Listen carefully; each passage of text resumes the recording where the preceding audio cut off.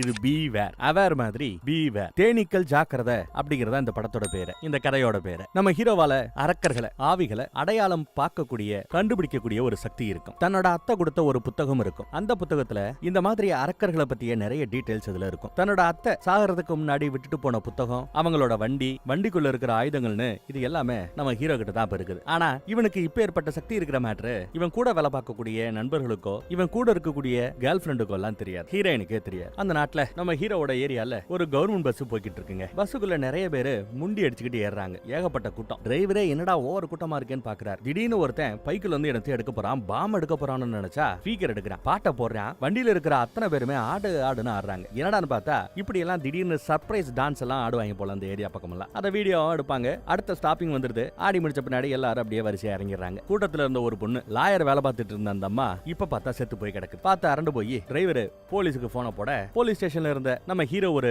Detective இல்லையா, பார்ட்னரோட இங்க வந்து விசாரிக்க ஆரம்பிக்கிறாரு இந்த கொலையை பத்தி. இத கூத்துனா அழகா இருந்த அந்த பொண்ணு பொணமான பின்னாடி அதோட மூஞ்சிய பாருங்க எவ்வளவு கொடூரமா விகாரமா இருக்குன்னு. இந்த தேனி கீனி கொட்டுச்சுன்னா கொட்டின இடம் எப்படி வீங்கி போகும், அந்த மாதிரி மூஞ்சியே ரொம்ப விகாரமா வீங்கி போய் கிடக்கு. தேனி கொட்டினா தம்மா துண்டு ஒரு ஊசி குத்துனாப்லதான் அந்த இடம் இருக்கும் இல்லையா. ஆனா இந்த பொண்ணோட உடம்புல ஒரு நகத்தையே குத்தி கிழிச்சாப்ல அவ்வளவு பெரிய கடிச்ச தடம் இருக்கு. அப்புறம் என்ன, பிரேத பரிசோதனைக்கு போறாங்க. பொதுவா ஒரு தேனியோட உடம்புல இருந்து 0.1 கிராம் தான் விஷம் வருமா. ஆனா இந்த பொண்ணோட உடம்புல இறங்கி இருக்கிற விஷத்தோட அளவோ 50 மில்லிகிராம். ஆயிரக்கணக்கான தேனீக்கள் சேர்ந்து கொத்துனா ஏற்படக்கூடிய விஷத்தோட அளவு அந்த பொண்ணோட உடம்புல இறங்கி இருக்கு. இது சாத்தியமே இல்ல. அது மட்டும் இல்லாம பொதுவா தேனி கொட்டுச்சு அப்படின்னா உடம்புல அந்த விஷம் இறங்கி இருக்கும் இல்லையா, அந்த விஷத்தை வச்சு அது எந்த ஏரியா தேனி எந்த இனத்தை சேர்ந்த தேனின்னு எல்லாத்தையுமே கண்டுபிடிக்க முடியும். ஆனா இந்த பொண்ணோட உடம்புக்குள்ள இருக்கிற விஷத்தை வச்சு தேனியுடைய ஆரிஜின அதோட மூலம் என்னங்கிறதே கண்டுபிடிக்க முடியலையா. கண்டிப்பா இது ஒரு கொலையாத்தான் இருக்கணும். ஆனா எப்படி கொலை பண்ணாங்க, எந்த மாதிரி ஆயுதத்தை பயன்படுத்தினாங்கிறத சொல்ல முடியலங்கிறாங்க. இப்ப வேற வழி இல்ல. அந்த பஸ்ல இருந்த அத்தனை பேரையுமே விசாரிச்சாகணும். போலீஸ் ஸ்டேஷன்ல என்ன சொல்லிட்டானுங்க,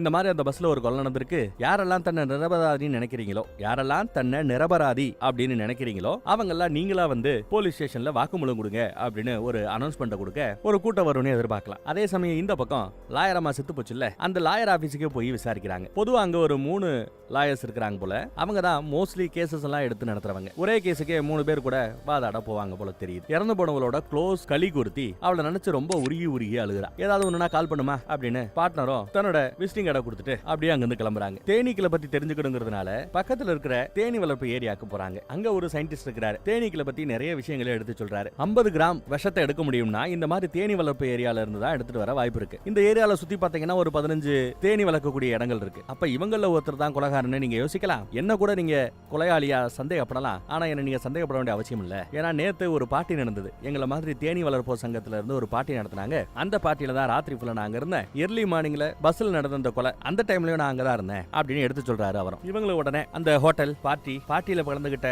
சங்கத்துல இருக்க இந்த ஒரு 12 பேருன்னு எல்லா பேரோட டீடைலையும் இவங்க போன் பண்ணி கேதர் பண்றாங்க. இந்த பக்கம் போலீஸ் ஸ்டேஷன்ல பார்த்தா அந்த விளம்பரத்தை பார்த்து பஸ்ல வந்த நிறைய பேரு நான் இன்னசென்ட், நான் போலீஸுக்கு உதவ வந்திருக்கேன்னு சொல்லி அப்படியே இங்க குமிறாங்க. ஏகப்பட்ட பேர் இருக்காங்க. போலீஸ் ஒட்டுமொத்த போலீஸ் டீமும் ஒவ்வொருத்தாலையும் தனித்தனியா கூப்பிட்டு விசாரிக்கிறாங்க. நிறைய பேரு அங்க ஒண்ணு சேர்ந்திருக்காங்கல்ல. இது எல்லாமே பேஸ்டான ஒரு ட்வீட் ஒரு இமெயில் தான். பொதுவா இந்த மாதிரி திடீர்னு சர்ப்ரைஸ் டான்ஸ் கொடுத்து ஆடணும்னு நினைக்கிறவங்க எல்லாருக்கும் ட்வீட் போடுவாங்க. இந்த பஸ்ல இந்த டைம்ல ஆடணும்னு நினைக்கிறவங்க வாங்க இந்த பாட்டை போடுவோம் இந்த மூமெண்ட் அப்படின்னு மட்டும் இமெயிலையும் ட்வீட்லயும் வரும். முன்னப்பட தெரியாத எவ்வளவோ பேர் அதை பார்ப்பாங்க. அந்த இடத்துக்கு போவாங்க, அந்த பஸ்ல ஏறுவாங்க. கரெக்டா அந்த பாட்டு போடும்போது ஒரு குட்டாட்டத்தை போட்டுட்டு செல்ஃபி எடுத்துட்டு கிளம்பிடுவாங்க. இப்படிதான் இங்க நிறைய பேர் வந்திருக்காங்க. ஆனா கொலையாளி இதை சாதகமா பயன்படுத்தி இருக்கிறான். தான் கொலை பண்ண போறோம், கூட்டமான ஒரு சூழல் வேணும்னு சொல்லி எல்லாருக்கும் மெயில போட்டு ட்வீட்டை போட்டதெல்லாம் கொலையாளிகளோட பிளான் போல தான் தெரியுது. அதுலயும் குறிப்பா ஒருத்தன் தான் ரொம்ப நல்லவங்கிறாப்ல பேசிட்டு இருப்பான். ஸ்டார்டிங்ல அந்த பொண்ணு எங்க நின்னானே தெரியாது அப்படின்னு பேசிட்டு இருந்தவன், இல்லடா அந்த பொண்ணு பக்கத்துல நீ நின்ன, அவளை உரசனாப்ல நீ நின்ன அப்படின்னு நம்ம ஹீரோ ஒரு பிடிச்ச கேள்வி கேட்க ஆரம்பிச்சதும், ஐயோ இல்ல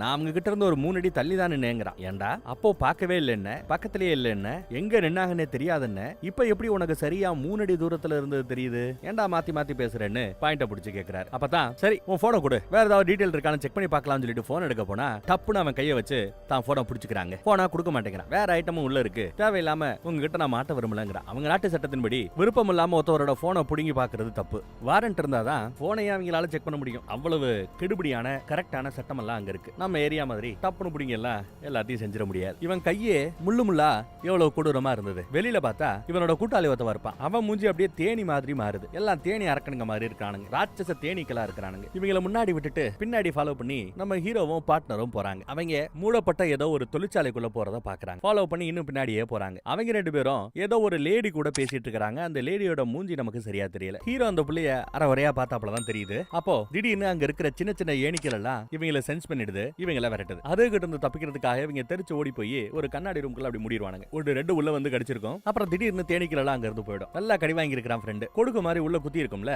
அதை எடுக்கிறதுக்காக ஹீரோ தான் வீட்டுக்கு அவனை கூட்டு போயிருக்கிறார். நம்ம ஹீரோவோட கேர்ள் ஃப்ரெண்டு இந்த மாதிரி விஷயங்கள் எல்லாம் கொஞ்சம் தெரியும் போல அழகா அந்த கொடுக்க எடுத்து விடுறா. அப்புறம் நம்ம ஹீரோ வண்டி எடுத்துட்டு ஒரு குடவுன் ஏரியாக்கு போறான். ஹீரோவோட அத்தை ஓட்டிக்கிட்டு இருந்த அந்த வண்டி அந்த ட்ரக் எல்லாம் இங்கதான் இருக்கு. உள்ள போய் அந்த புக்ல இந்த மாதிரி ராட்சச தேனீக்களை பத்தி ஏதாவது எழுதியிருக்கான்னு பார்த்தா எஸ் எழுதியிருக்குங்க. அந்த ராட்சச தேனீக்களால மனித உருவத்துல இருக்க முடியும், தேனி உருவத்துக்கும் மாற முடியுங்கிற ஒரு பவர் இருக்கும். அதுக்குள்ளேயே ராணி தீங்கிற ஒரு கான்செப்ட் இருக்கும், ராணி தேனிங்கிற கான்செப்ட் இருக்கும். உடனே நம்ம ஹீரோ தன்னோட ஓனாய் ஃப்ரெண்டான ஓனாய் மனுஷனுக்கு போனை போட்டு உன் உதவி தேவை வாடான்னு கூப்பிட அவனும் வந்து நிக்கிறான். எப்பா எங்க பார்த்தாலும் தனியாவே தெரியறியே, ஒரு டிபார்ட்மெண்ட்ல உனக்குன்னு ஒரு பார்ட்னரை கொடுத்துருப்பானே அவனை கூப்பிடலையான்னு கேட்டா, டேய் அவன் மனிதர்களை தவிர வேற இனமே இல்லைன்னு நினைச்சிட்டு இருக்க ஒரு ஆளு. அவங்க கிட்ட போய் பேய் இருக்கு, பிசாசு இருக்கு, ராட்சச தேனி இருக்கு, உன்ன மாதிரி ஓனாய் மனுஷங்களா இருக்கிறான்னு சொன்னா நம்புவானா? என்ன மென்டல் ஹாஸ்பிட்டல்ல சேர்த்து விட்டுருவான். அதனாலதான் அந்த மாதிரி விஷயத்துல ஒன்ன கூப்பிடுறேன், சரி வா அப்படின்னு அந்த தேனீக்களை பத்தி பேசிட்டே போறாங்க. அந்த ராட்சச தேனீக்களுக்கும் அரக்கி மாதிரி ஒத்தத காமிச்சாங்க இல்ல, அந்த ரெண்டு இனத்துக்கும் ஆகவே ஆகாதா. பொதுவா ராட்சச தேனீக்கள் என்ன பண்ணும்னா அந்த அரக்கிகளை பிடிச்சு அவங்களோட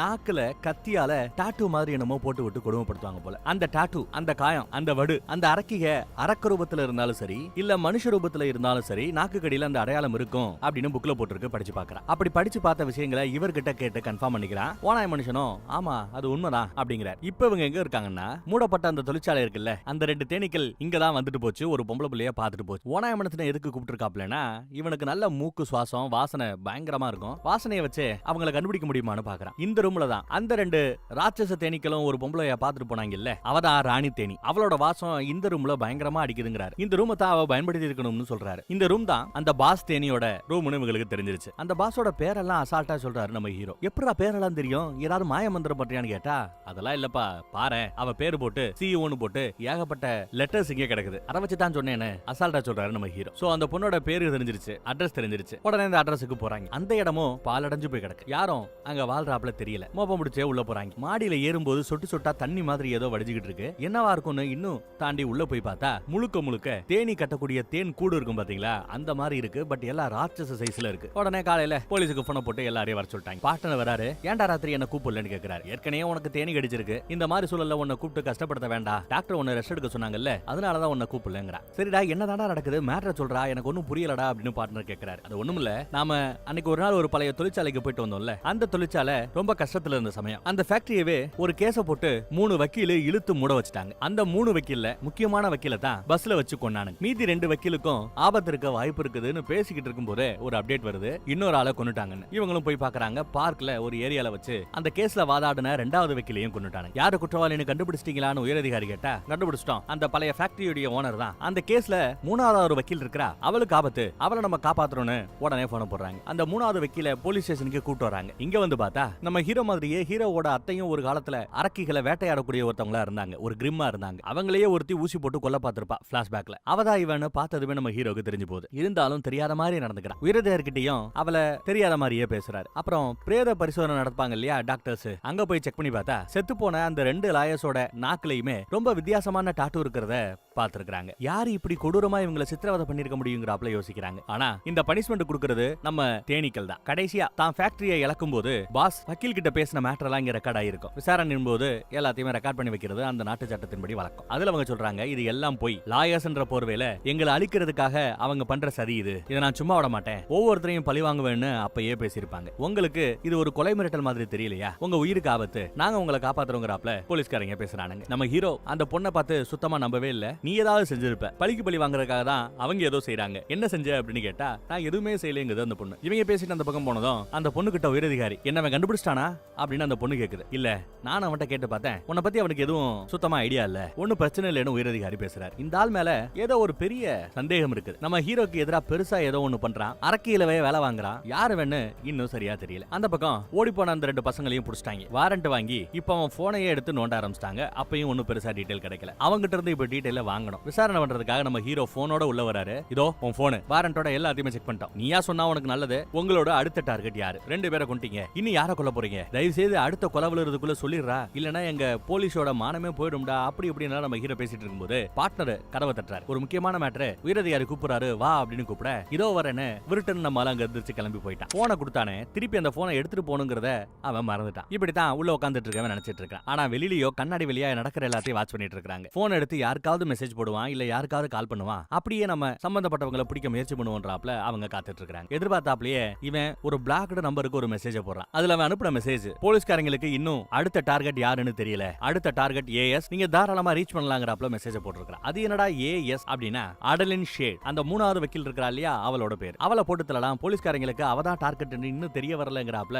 மெசேஜ் போயிருக்கு. அதை நம்ம ஹீரோ கண்டுபிடிச்சிட்டான். இதையே நாம நமக்கு சாதகமா பயன்படுத்தணும். எல்லாரும் பாக்குறாப்ல அந்த மூணாவது வக்கீல ஒரு ஹோட்டலுக்குள்ள உபகரிறாங்க. போன பேசிட்டு அந்த அம்மாவும் லிப்டுக்குள்ள போகும்போது ரிசப்ஷன்ல இருந்தவன் அவ உள்ள போறான்னு போட்டு கொடுக்குறான். இவனும் அந்த தேனி கூட்டத்தை சேர்ந்தவனா தான் இருக்கணும். லிப்டுக்குள்ள உள்ள போகும்போது இன்னொருத்தர் உள்ள போறார். யாருன்னு பார்த்தா அட நம்ம போலீஸ் ஃப்ரெண்டு. உள்ள வந்திருக்கவ மூஞ்சியை இப்பதான் க்ளோஸ் அப்ல காட்டுறாங்க. அது ஆக்சுவலா அந்த மூணாவது வக்கீலே கிடையாது, அவளும் ஒரு போலீஸ்காரி. இந்த ஹோட்டல்ல தான் இவ தங்கி இருக்கிறாங்கிற மாதிரி ஒரு பிம்பத்தை உருவாக்குறாங்க. அப்பதான் இவளை கொலை பண்றதுக்காக அந்த கொலை கூட்டாளிங்க தேடி வருவாங்கன்னு நம்புறாங்க. ஆனா அதே சமயம் அந்த இடத்துல இருந்து கொஞ்சம் தூரம் தள்ளி வேற ஒரு இடத்துல அந்த மூணாவது வக்கீல ரொம்ப சேஃபா செட்டில் பண்ணிருக்காங்க. எங்களை காப்பாத்துறதுக்கு ரொம்பவே நன்றி அப்படி இப்படின்னு பயங்கரமா ஊட்டிட்டு இருக்கா அவளும். அங்கேயும் நம்ம ஹீரோ வேண்டா வருப்பாதா அவகிட்ட பேசிட்டு இருக்கா. சரி சாப்பிடுறதுக்கு ஏதாவது நான் வாங்கிட்டு வரேன்னு பார்ட்னர் அங்க இருந்து கிளம்புனதுமே பாரு நீ எந்த இனத்தை சேர்ந்தவ, நீ ஒரு அரைக்கி, இது எல்லாம் எனக்கு தெரியும். செத்து போனவங்களோட நாக்கு கடியில இருந்த அந்த அடையாளத்தை நான் பார்த்துட்டேன். ஆனா அவங்க ஏன் இப்போ உன்னை கொல்ல முயற்சி பண்றாங்க? உங்களுக்கும் அவங்களுக்கும் என்ன பிரச்சனை? அவங்கள நீ என்ன பண்ண? பழிவாங்கத்தான் அவங்க ஏதோ பண்றாங்கிறது எனக்கு புரியுது. சொல்லுன்னு கேட்டா டிடெக்டிவ் தானே நீ, கண்டுபிடின்னு அசால்ட்டா பேசுற. அதே சமயம் அந்த பக்கத்துல